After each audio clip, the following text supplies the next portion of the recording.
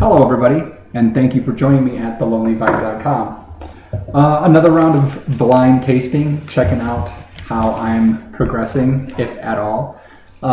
Since the last show, I have been to a couple blind tastings. I put on one and went to another wine tasting that I kind of turned blind. So, and also been just trying a lot of wine, trying to really identify flavors, nose, all that kind of stuff. To help me try to learn in this quest that I have taken on for myself. So I will get right into it. Thanks to the lovely people at Vintage's Wine Shop here in Colorado Springs. I've got a bottle here. It's more of a burgundy shaped bottle, so I'm guessing white wine. Plus I opened it screw top. That tells us a little bit more about it, but we're going to go ahead and get right into it. All right, so and I'm just going to run through my little checks here. It is definitely a clear wine. I don't have enough light to see what kind of brightness it has to it.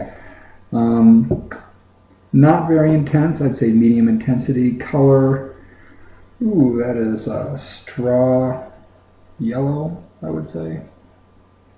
Bordering on not clear. There's no green in it at all, and it gets pretty watery towards the rim. As far as the viscosity or the tears, let's see what we see. You guys get to see any of this? I keep showing it to you like you're gonna see something. Oh, can you see that one? Or are you just looking through foggy glasses, basically? There are definitely some. There's one. I can see it on the screen there. They're pretty thin.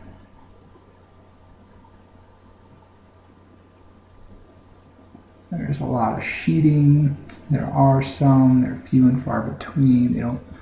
So I'm going to say this is probably a lower alcohol wine, but we'll see what comes up. So through the sight, let's go to the nose.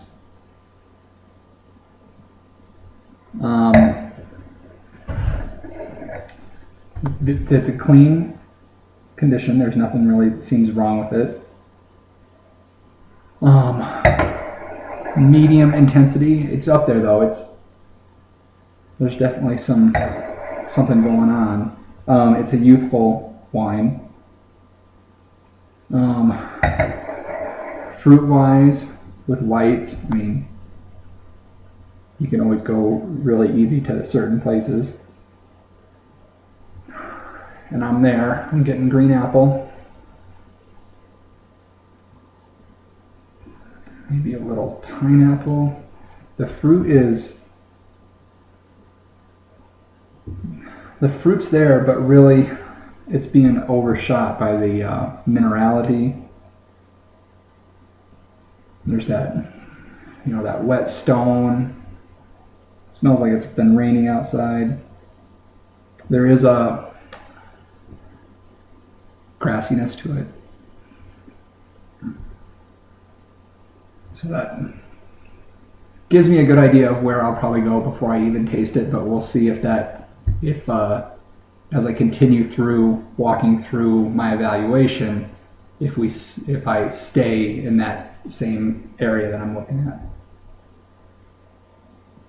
No, there's no wood to speak of. Outside of the minerality, there might be a little bit of a chalkiness to it. No real earth to speak of beyond that. No kind of mushroom or forest or anything.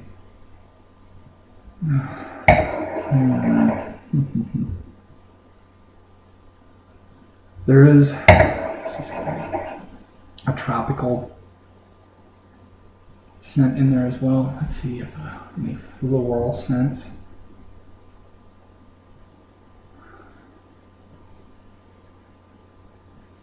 I'm not getting any. I've been told that if you sniff around the top of the glass, just outside of it, that's your best chance of picking up floral notes.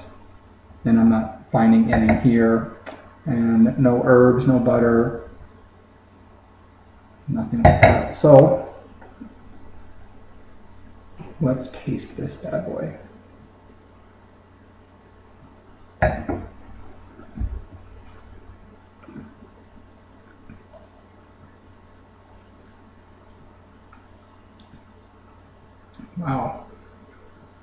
a lot different than I was expecting.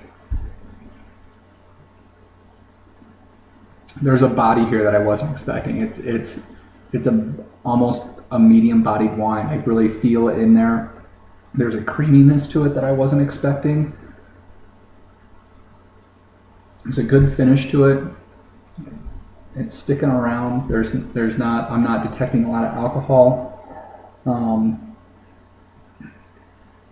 It's a dry wine. There is fruit, but it is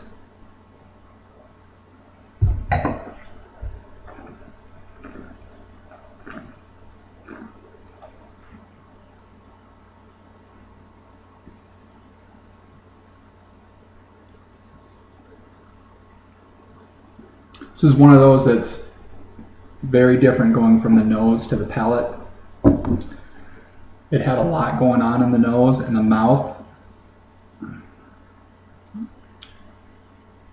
It's not as much. It's still, I can't really say that. There is quite a bit going on there. Interesting.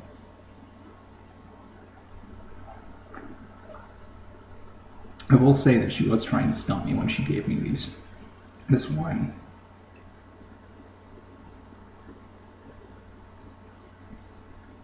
Alcohol, I'm going to say medium. Acidity,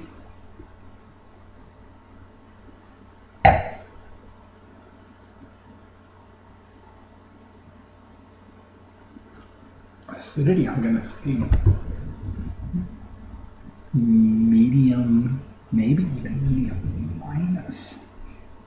So a little bit of complexity. It's mediums going across the board. There comes another Bob.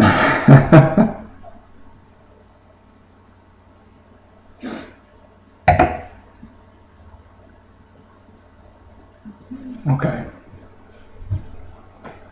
If this was just in a glass, if I hadn't poured it myself, I would probably call this an old world wine. But because I saw the screw top, and I'm getting minerality, but there is some other components to it, the grassiness. I'm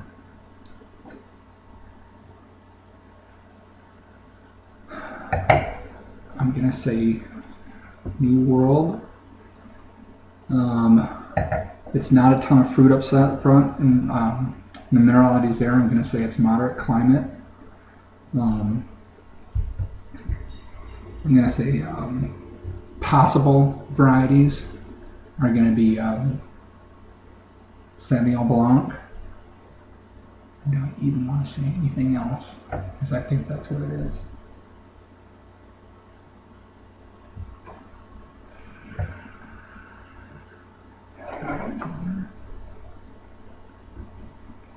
I'm going to stick with it, but I'm going to say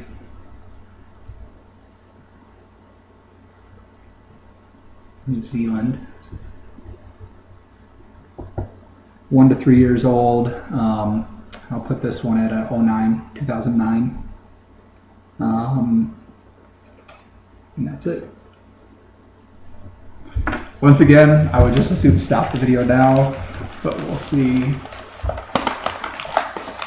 what we're looking at here. Huya Marlborough Pinot Gris, 2009. 14% alcohol. Wow, that really surprises me.